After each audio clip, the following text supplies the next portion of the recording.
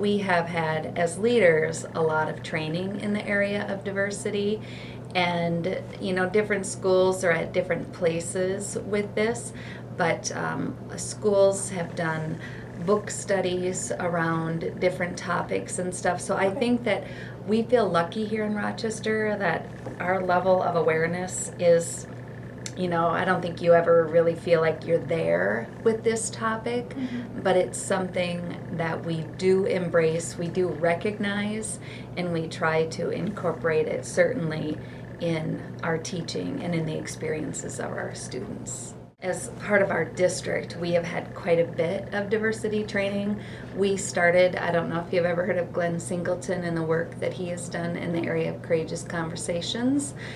And this is my first year at Bamber Valley, but I know they did a book study on that prior to my coming here.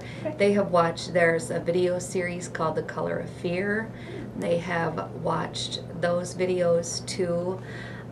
So while it isn't like a requirement that every teacher has to have, 4 hours of training in diversity or whatever. I mean, it is something that we do incorporate into what we do on a daily basis, because when we look at our classrooms and we see the diversity in our classrooms, we realize that we can't ignore that, and we have to teach our kids about that and, what they need to do, not only to just accept, but to respect others. We have kids from a lot of different backgrounds.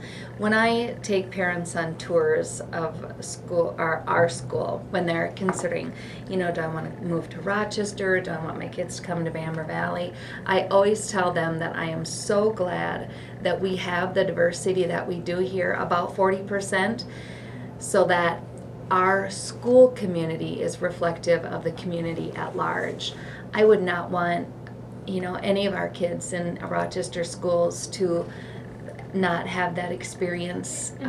Because like if you go downtown, we have our Thursdays on First celebration in the summer, where every Thursday you can go downtown and it's people of Rochester. When we do that, we see our diversity in our community, and I wouldn't want those experiences to be the first time our students had that. Okay. Because they need to learn about other people, about other races, and how to get along and how to appreciate others. And I think that we always have more to do in that area, but I think that's the beauty of working with younger kids. I mean, you go into a kindergarten classroom and there are students of all races, and I really think at that young age kids don't really see that. They just see a friend, can I play with you, and will you sit by me, and can I, can we share snacks and stuff like that. They don't really see that.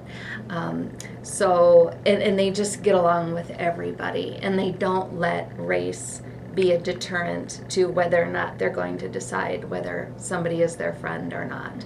So we have to take that from a very young age and continue to nurture those relationships and help them see the importance of that.